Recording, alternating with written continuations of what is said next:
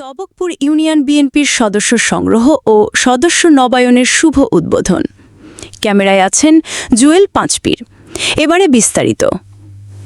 Tabakpur union বিএনপির সদস্য সংগ্রহ ও সদস্য নবায়নের শুভ উদ্বোধন করেন উলিপুরের মাটি ও মানুষের নেতা, জনদরদি, গরিব দুঃখী মেহনতি মানুষের আস্থাভাজন উলিপুরের কর্ণধার জনাব তাজভির উল ইসলাম, সদস্য চেয়ারপারসনের উপদেষ্টা, ফরেন অ্যাফেয়ার্স পরিষদ ও সাবেক সভাপতি, কুড়িগ্রাম জেলা বিএনপি।